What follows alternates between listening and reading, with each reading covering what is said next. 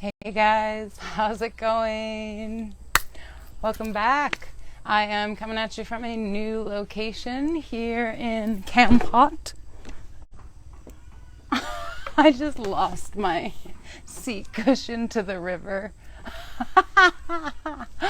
The beauty of filming a solo gig. Anyway, I'm here in this not so crystal blue water on the Kampot River at the Self-Love Shack. So we moved from the Self-Love or the Cloud Sanctuary to the Self-Love Sanctuary, and the new location is here in Kampot, right on the river.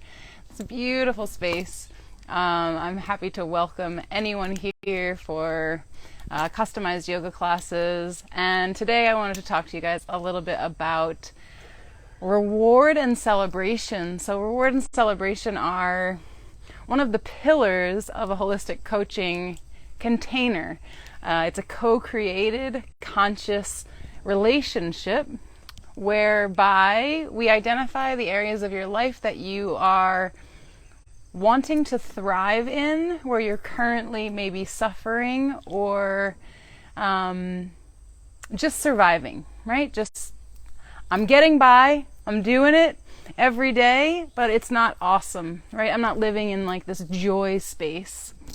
And so one of the biggest motivators for us to work through areas of our life that we're trying to shift or transmute energy into is when we do actually achieve something that we were working towards.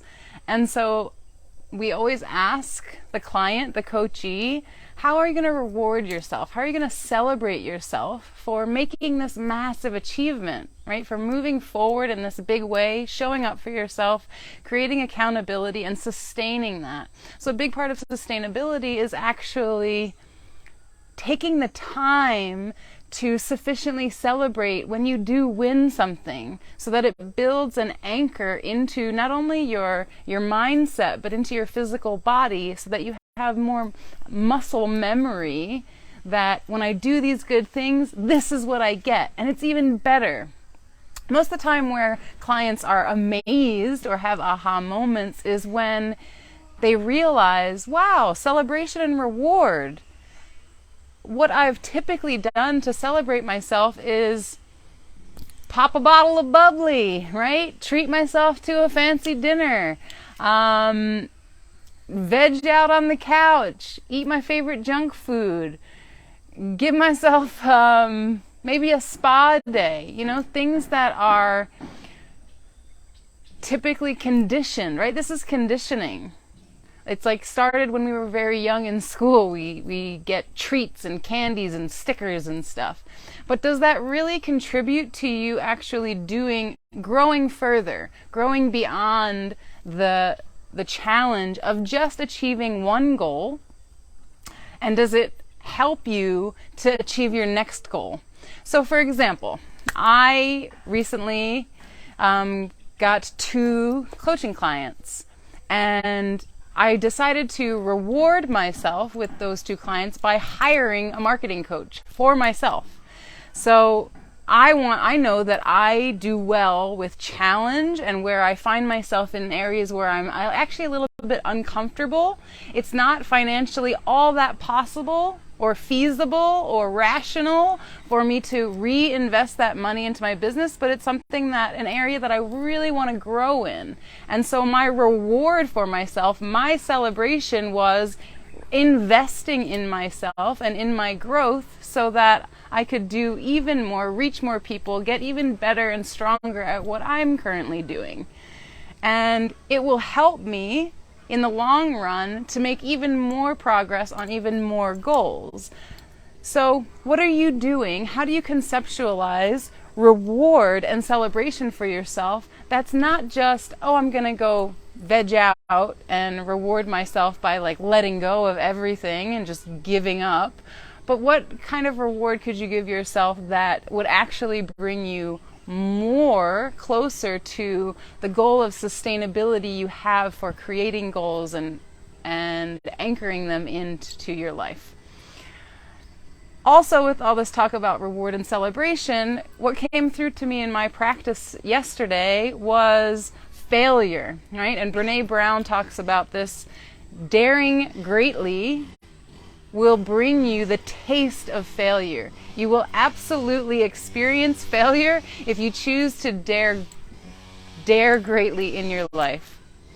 So, what areas of your life are you daring greatly to do? Are you putting yourself in those really uncomfortable positions? And where are you failing, but maybe not acknowledging the failure, maybe not sitting with it? And so I decided to make this the theme of tomorrow, Wednesday's midweek mindfulness yoga class. I teach here in Kampot at RedForest Yoga Retreat. It's located at the Monkey Republic guesthouse. It's every Wednesday at 9 a.m. If that class is not in, that time slot is not when you typically do yoga, you can still join us for the recording. And if you want to send me, if you want to register for class and you want to send me a thought that you have around something that you failed on, or even any other topic that you'd like to work through, I will bring it up in the class for you so that I can remind you that this is something that you wanted to think about or ponder, because I ask really powerful questions in my classes. So please join us either live, it's 9 a.m. Indochina time. That would be 10 p.m. Eastern Standard Time, which is a bit late for doing a yoga class, but who knows, maybe that's your jam. If not, if you want to purchase the recording for after and just experience this on your own time, we're going to be diving into a really long sequence of standing balances on the same leg. But I'm going to put in a really big challenge for you in that if you're not able to maintain the balance, whatever amount of or whatever version of that posture you are able to hold for the longest time, it's all up to you. But if you fail, if you fall, if you do not stay balanced, your punishment is going to be to sit immediately in meditation and to not try again. So we're working with this concept of not only how do I reward myself, but how am I typically punishing myself, right? We all have this inner critic that tends to give us very negative thoughts when we've done something wrong or we haven't achieved a goal, right? We don't always achieve the goal, and yeah, that's okay. And there's this old adage of, oh, brush yourself off and get back on the wagon and jump back on the horse and get back in the game. But do we ever really give ourselves that time or that space to process, what about this experience really did I fail at? And what am I learning about the next iteration of this thing, or my next attempt, my next striving to achieve that thing, and how can I support myself better to get there? Oftentimes what we find in yoga practice is that most of us in the West are Pitta energy, right? We're high fire and water. We are steam. We are bubbling over with all of this excess heat energy. And we just want to move and move and move and keep going and doing power yoga and vinyasa flows and hot yoga. And we don't take the time to sit. So if that's your goal, actually sitting in meditation, right? What part of your practice, how much time are you actually spending sitting in meditation? Or are you just having it be like an afterthought, like, oh yeah, I just did my physical practice, my exercise for the day. Bullshit, it's not really exercise, it's about your mind. So let's use yoga for what it's about and actually use punishment, right? As opposed to reward, but have there be a consequence, a punishment for our inaction at meditating and sitting and pondering and thinking about where we were, how did we get here, how will we choose to move forward next time. Yeah? So I'm super excited to introduce this class and to see where we all find our flow. So for example, when we come into Ardha Chandrasana, half moon, For example, right? Have you always come into half moon with starting from maybe a low lunge or extended side angle? And then we always want to bring our hand down to the floor, right? Or onto a block. And we want to use that to balance ourselves, right? And we rely on the hand down there to then lift the leg up. I can't even do it this way anymore because I'm so used to not doing it. But we want to like rely on that hand. Well, how about we try coming into Ardha Chandrasana from Warrior Two, from standing, and try dancing with the launch onto that leg and see how low actually we can get that leg before coming into our own version of the posture. What tends to happen is that when we have the hand down, we lift the leg so high that it throws us off, and then we're all off balance. But if we just allow ourselves to maybe lift the leg a little bit and hold there, see how long we can actually balance just with the leg lifted a bit. So if you had the challenge of you're not allowed to fall, right? You're not allowed to fail. Failing is only falling. If you're not allowed to fall, otherwise, if you do, you come down and sit in meditation. Sit, close your eyes, and be still, right? But if we are coming from a place of, oh, I want to get to that ultimate, the perfect posture where I'm really balancing and my leg is super, super high, then we have more tendency to fall. What about those steps leading up to it, right? This is another theme in coaching that I talk about with all of my clients. What are the steps in between where you are now, right? Maybe I'm just here right now. Maybe I'm just here. Maybe my toe is still down on the ground. Yeah? This is where I am today. This is my Ardha Chandrasana. I'm just beginning to shift that weight into my standing leg. I'm just beginning to lift this toe. Because I can hold that. I can hold that for as long as you want me to, right? And I can actually focus on my actual breath as opposed to trying to reach all the way down to the floor and trying to lift that leg all the way up. Then I'm going to fall. So then get your butt down and stop meditating. Ponder it. Think about it. What are the steps in between, and how much time can I spend in that in-between phase before I push myself to launch? So this is a great concept to think about, to ponder for yourself. And in this class this week, we're going to embody this.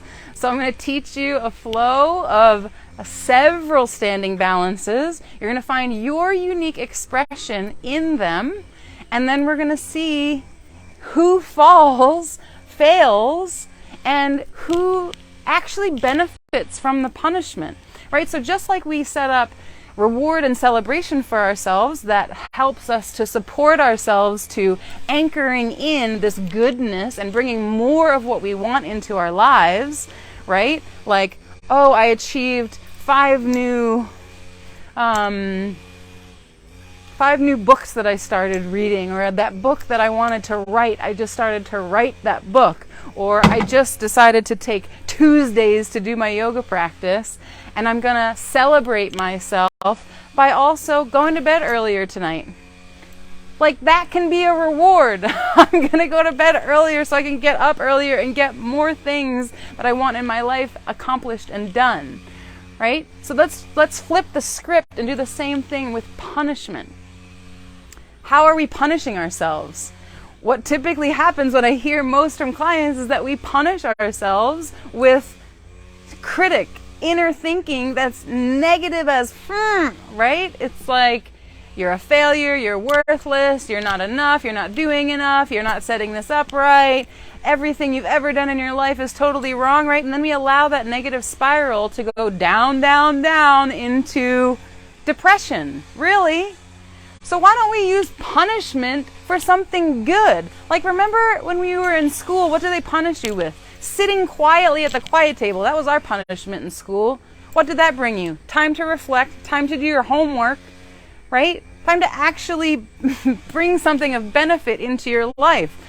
It wasn't like, the days of old when it's like sit in the corner with a dunce cap on your head and not be involved in the lesson. No, it's like take some time and just be quiet with yourself and reflect.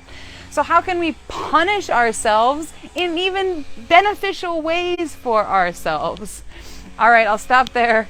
You guys message me if you want to join in the class on Wednesday, and I hope you got something out of this little message today. Once again, I'm here in Kampot now. I'm welcoming people for customized yoga sequences and really experiences of your intuition and getting more confident and trusting yourself more when you receive inner hits of messages from the universe, from your source, and you follow them. Let's get you into living your life more aligned, not only in your physical body, in your posture, but in your emotional space, in your mind, in your psychic abilities to share your special gifts with the world. You all have something that no one else can do that is completely unique. So let's hone in on that special uniqueness so that you can shine, radiate it out, give your self-love to the world. So come on down and meet me at the Self-Love Shack, Kampot, Cambodia. I am always available virtually. This is the main part of my business. So just reach out. We'll schedule a Zoom call. We'll have a little chat. See what you value the most in your life and what you're really working towards and what you think celebration is for you. And also what you're going to begin to setting up as punishment for yourself, right? Both of these, the balance can be in setting up rewards and punishments that still benefit you, that still lead you more towards ultimate growth, ultimate truth, ultimately living in full alignment with who you are and what you need to share with the world. We need you. The universe needs you. Shine your light. Mwah! I'll see you soon.